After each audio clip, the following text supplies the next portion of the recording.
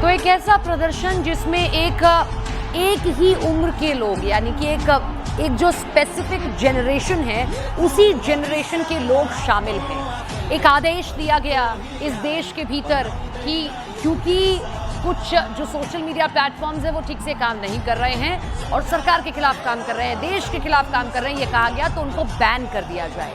अब जैसे ही ये बैन किया गया तो सड़कों पर उतर आए 13 से 28 साल के बीच के नौजवान, वो लोग जो वहाँ पर जेनजी कहलाते हैं कि ये आज़ादी हमसे क्यों छीनी गई। चंद्रमोहन हमारे साथ, हमारे सहयोगी जुड़ गए हैं, उनका रुख कर लेते हैं। चंद्रमोहन, बड़ा प्रदर्शन है ये और एक अनोखा प्रदर्शन अपने आप में, जिसमें जेनजी शामिल हुए और अपने लिए एक आज़ादी मांग रहे हैं। बिल्कुल, और ऐसा प्रदर्शन चल रहा है जिसकी वजह से वहाँ के सरकार को कर्फ्यू लगाना पड़ा है कई जिलों में, और कई जगहों पर भारी संख्या में पुलिस बल की तैनाती कर दी गई है। जैसा कि तस्वीरों में भी साफ तौर पर देखा जा सकता है किस तरह से भारी संख्या में जो यंगस्टर हैं वो सड़कों पर उतरे हैं और वहाँ जो संसद भवन है वहाँ तक पहुँच गए हैं। उसके जो दीवार है उसको फांदकर और अंदर जाने की कोशिश कर रहे हैं। सीधे तौर पर इनका विरोध सोशल मीडिया पर जो बैन लगाया गया है नेपाल में, इसको लेकर है। इनका यह मांग है कि जब तक ये सोशल मीडिया पर जो बैन लगाया गया है इसको खोला नहीं जाता है, तब तक इसी तरीके से इनका विरोध प्रदर्शन जारी रहेगा और इसी को लेकर ये सड़कों पर उतरे हैं। आज सुबह से ही काफ़ी संख्या में ये जो यंगस्टर हैं वो सड़कों पर उतर गए और लगातार विरोध प्रदर्शन कर रहे थे। कई जगहों पर इनके ऊपर पुलिस ने लाठीचार्ज किया है, इनको भगाने की कोशिश की गई है, वहाँ से हटाने की कोशिश की गई है, लेकिन ये पीछे हटने का नाम नहीं ले रहे हैं और लगातार इनका विरोध प्रदर्शन बढ़ते जा रहा है। और जिस तरह से भारी संख्या में सड़कों पर उतरकर और जो सरकारी ऑफिसेज हैं वहाँ पर उतरकर विरोध प्रदर्शन कर रहे हैं, ये साफ तौर पर समझा जा सकता है कि इनका गुस्सा जो है वो थमते हुए नहीं दिख रहा है और इनका सीधे तौर पर मांग है कि जब तक यहाँ जो बैन लगाया गया है सोशल मीडिया पर उसको खत्म नहीं किया जाता है, तब तक इनका इसी तरीके से विरोध प्रदर्शन जारी रहेगा। आज सुबह में जो जानकारी सामने आई थी उसके मुताबिक सरकार की तरफ से एक नोटिफिकेशन भी जारी किया गया जिसमें यह कहा गया था कि कई इलाकों में सोशल मीडिया को खोल दिया जाएगा, लेकिन राष्ट्र के विरोध में कोई नहीं जा सकता है, ऐसा एक मैसेज जारी किया गया था। लेकिन जो यंगस्टर हैं वो बात मानने के लिए तैयार नहीं है, जो नौजवान हैं वो बात मानने के लिए तैयार नहीं है और यही वजह है कि सड़कों पर उतरकर लगातार विरोध प्रदर्शन कर रहे हैं। जो जानकारी मिल रही है उसके मुताबिक कई जगह सरकारी जो ऑफिसेज हैं उसको तोड़ दिया है इन यंगस्टरों ने और साथ ही कई अधिकारियों को बंधक भी बनाने की कोशिश की गई है। और जिस तरह से वहाँ के संसद भवन के दीवारों पर चढ़कर और अंदर फांदकर जाने की कोशिश की जा रही है, इससे विरोध का अंदाजा लगाया जा सकता है कि जो सड़कों पर उतरकर विरोध प्रदर्शन कर रहे हैं यंगस्टर, उनकी मांग क्या है और सरकार अगर उनके बातों को नहीं मानती है। ये वाला प्रदर्शन बड़ा भारी पड़ सकता है ओली सरकार को, जब नौजवान सड़क पर चला आता है, यानी कि एक जड़ें हिला देने वाला प्रदर्शन होता है।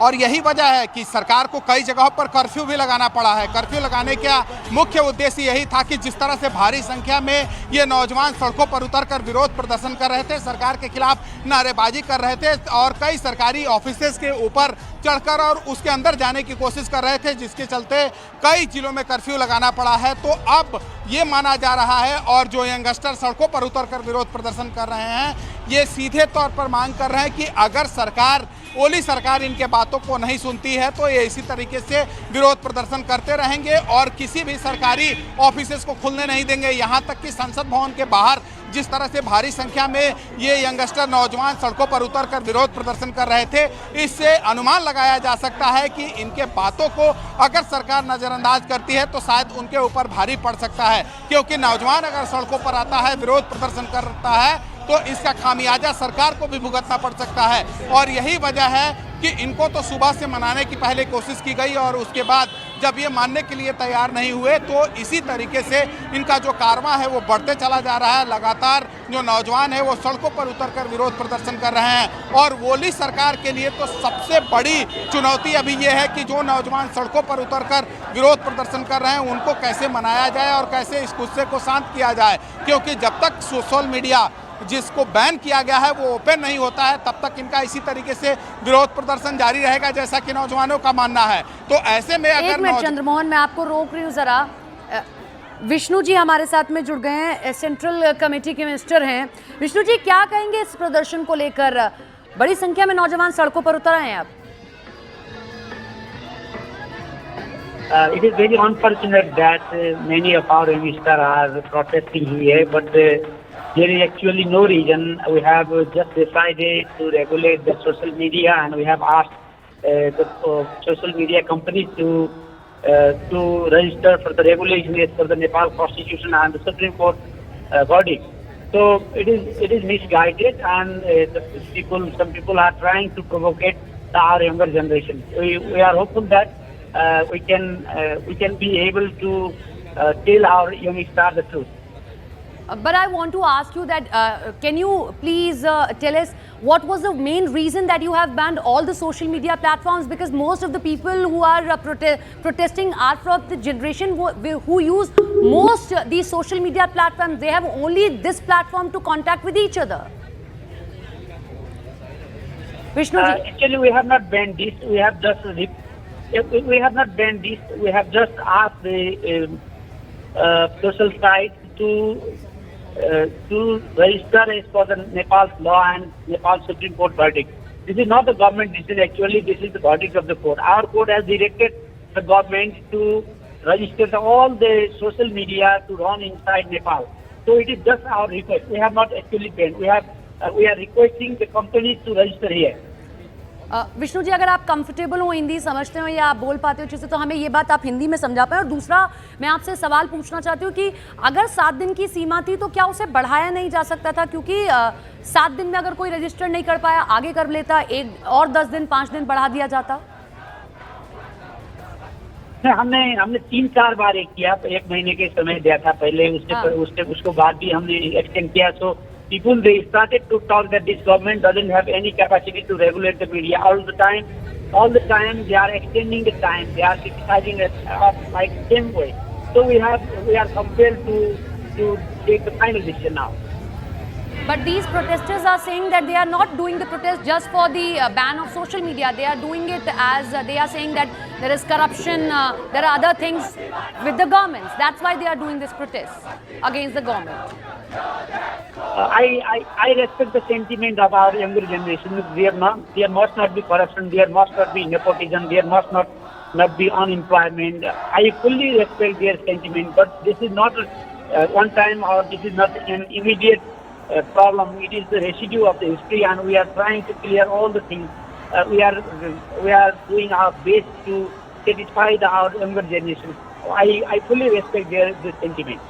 Now, how will you deal with this protest? What will be your next step? What will your government's next step to do to deal with such kind of protest and with these people coming from generation Gen Z? Actually, we will try to convince those guys. Our younger generation, our children, our daughter and sons, they are protesting here. It is not because of the government. It is because of those companies who are not willing to abide Nepal's constitution, Nepal law, Nepal sovereignty. So this is the case of our sovereignty, our independence. So yes. Younger generation should understand this, and I am hopeful that we will be able to convince them easily. Thank you so much for joining us. और हमारे साथ में विष्णु जी जुड़े थे, जो वहाँ की सरकार से ताल्लुकात रखते हैं। उनका कहना है कि अगर कोई देश के खिलाफ काम करेगा, कुछ ऐसा होगा तो हम ज़रूर बैन करेंगे। और हमने ऐसा नहीं है कि 7 दिन की समय सीमा अभी दी थी, हम इससे पहले भी इस जो टाइम पीरियड को बढ़ाते चले गए थे, लेकिन जब ज़्यादा हुआ तो हमें बैन करना पड़ा और ये सरकार ने नहीं किया है। एक बड़ा बयान उनका ये है कि अगर ये प्रदर्शन सरकार के खिलाफ हो रहा है तो सरकार ने ये फैसला नहीं लिया है, ये कोर्ट ने फैसला लिया है और कोर्ट के फैसले पर ही सरकार अमल कर रही है। लेकिन उनका ये कहना है कि अगर प्रदर्शनकारियों से बातचीत हो पाएगी तो हम प्रदर्शनकारियों से बातचीत जरूर करेंगे, स्थिति को नॉर्मल करने का पूरा प्रयास करेंगे कि कैसे भी करके इन प्रदर्शनकारियों को समझाया जा सके। लेकिन नेपाल की आज की सबसे बड़ी खबर और सबसे बड़ी तस्वीर यही कि सड़कों पर उतरी है जेनजी का ये कहना है कि हमारी सबसे बड़ी ताकत ही सोशल मीडिया है, हम सोशल मीडिया के जरिए एक दूसरे से कनेक्ट करते हैं, आपने उस सोशल मीडिया की ताकत को हमसे छीन लिया है। नेपाल के भीतर प्रमुख social media platforms YouTube, Facebook, WhatsApp ये सभी इस वक्त बैन है, ट्विटर भी बैन कर दिया गया है। अगर कोई सबसे बड़ा सोशल मीडिया प्लेटफॉर्म इस वक्त नेपाल के भीतर चल रहा है तो वो टिकटॉक है। इसीलिए अब ये जेनजी सड़कों पर उतर आई है। हालांकि कुछ लोगों का ये भी कहना है कि ये गुस्सा जो है वो 1 या 2 दिन का गुस्सा नहीं है, इससे पहले भी सरकार की कुछ नीतियां ऐसी रही, ओली सरकार की करप्शन की कुछ ऐसे केसेस रहे जिसके खिलाफ ये प्रदर्शन किया जा रहा है। ये 1 दिन का गुस्सा या सिर्फ एक फैसले के खिलाफ ये गुस्सा नहीं है, बल्कि ये गुस्सा है ओली सरकार के खिलाफ कि लगातार ऐसे फैसले, ऐसी नीतियां ली जा रही हैं जो देश के हित में नहीं है, जो प्रजा के हित में नहीं है, जो लोगों के हित में नहीं है और ओली सरकार के खिलाफ इसीलिए विद्रोह की ये आवाज खड़ी कर दी गई है। हम किया है 1997 से लेकर 2012 तक के बीच के जन्मे सभी लोग नेपाल के भीतर 13 से 28 साल के आपको इस प्रदर्शन के भीतर दिखाई देंगे। और बड़ी बात है, उन्होंने कह दिया कि हमें किसी पॉलिटिकल पार्टी का सपोर्ट नहीं चाहिए और 28 साल से ऊपर का कोई भी व्यक्ति हो हमारे इस प्रदर्शन में ना आए।